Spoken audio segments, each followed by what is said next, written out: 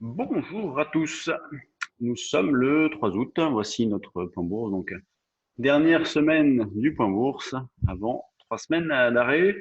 Des marchés qui ont poursuivi leur descente vendredi, notamment l'après-midi, avec le CAC qui est allé chercher les 4750. Donc, il a perdu plus de 100 points dans la dernière heure et demie de cotation. Ce matin, bon, après une ouverture en rebond par rapport à vendredi, eh bien, on retourne à la case départ, hein. Donc, on est actuellement sur un petit support autour de 4765.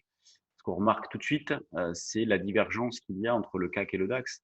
Le CAC, donc, qui est en repli depuis ce matin, en baisse donc de 0,36%.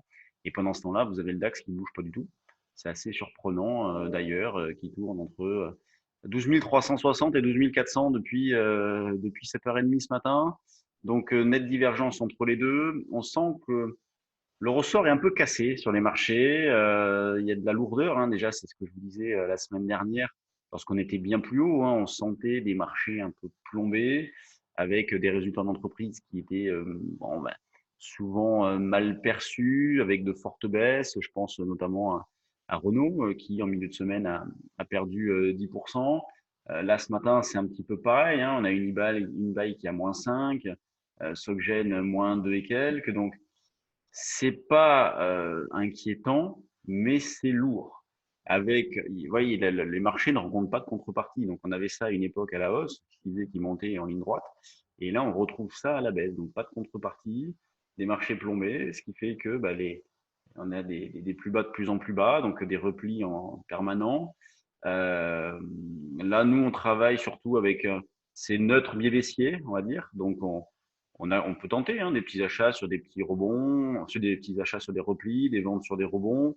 La difficulté, c'est de déterminer des niveaux d'infirmation. En même temps, le risque est pas énorme. On voit bien que les marchés n'accélèrent pas vraiment non plus. Donc, on a systématiquement la possibilité de sortir sur des pullbacks. En tout cas, la semaine dernière, on l'a eu. Donc, ça a été, et même dans cette séance où les marchés n'ont fait que baisser, à chaque fois, et quel que soit le niveau sur lequel on intervenait, alors d'une manière intelligente, hein, bien évidemment. C'est sûr que si on achète au plus haut mercredi, bon, c'est pas bon, mais là, on a eu des possibilités de sortir sur des rebonds, donc c'est assez propre. Là, moi, ce matin, je continue d'ajuster mes positions options, donc sur des ventes de call qu'on a pu faire dans la reprise jusqu'à 5150, eh bien, je profite du repli pour racheter. Donc là, c'est vraiment un gros carton. Par exemple, des calls 5050 août, vendus 180, on les rachète à 15. Donc c'est énorme, hein, le gain est très important. 165 points par option, c'est vraiment joli. Il en reste encore des 4950 sur août, sur septembre aussi, puisqu'on a vendu un peu de septembre la semaine dernière.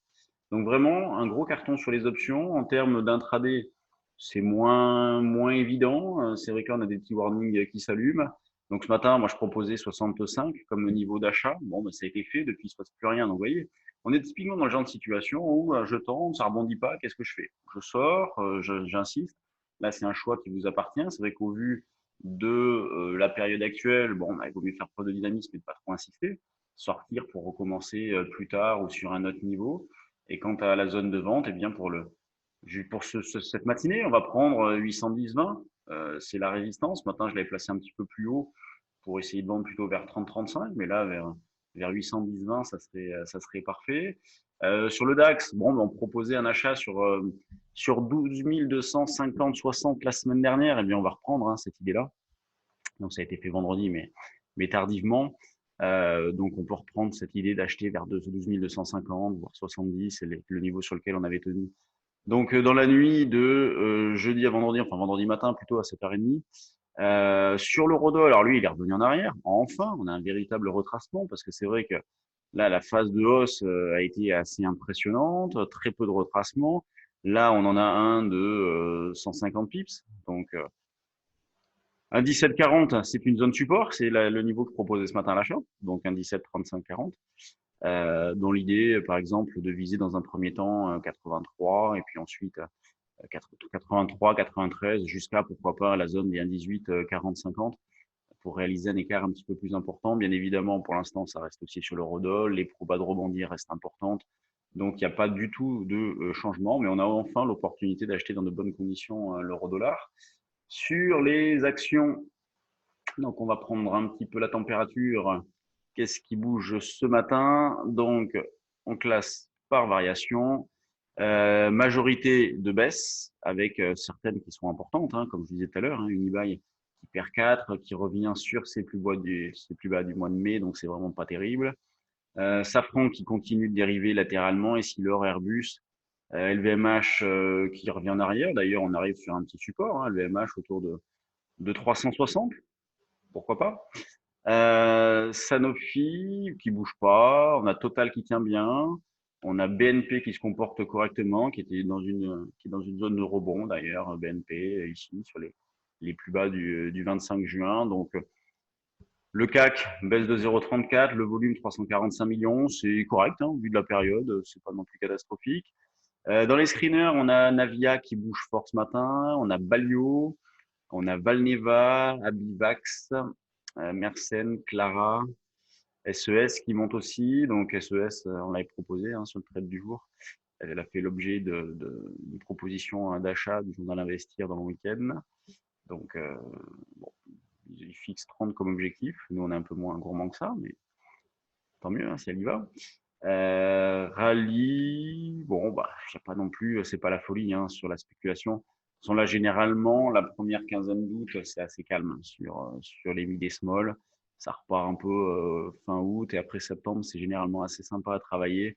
Là, on va tomber dans une période creuse, donc bon, c'est pas non plus une évidence d'intervenir sur ces valeurs-là en cette période. Moi, je vais me contenter de travailler l'indice, surtout que c'est ma dernière semaine. Après, je vais lever le pied un peu. Alors, je vais continuer de trader, hein, mais je vais lever le pied un petit peu, donc ça va faire du bien. Donc, bah, sur le trade du jour, nous, tous les abonnements en cours sont prolongés à septembre. Je fais quelques petites propositions là, mais qui ne sont pas comptées dans les abonnements cette semaine, comme je suis derrière et que je bosse. Donc, pas de BFM non plus cette semaine. Donc, on va se concentrer sur les manuels de formation pour la rentrée notamment. Donc, bah, si vous avez de l'intérêt pour tous nos stages, le calendrier est en ligne. On a calé des dates jusqu'au mois de janvier. Ils vont être mis en ligne sous peu. Allez, je vous laisse. Bonne séance. Bon, pas des marchés non plus hyper palpitants, mais bon, on essaye. Il y a une belle volatilité, donc il y a des choses à faire. Allez, bonne séance à tous et on se retrouve demain. Salut.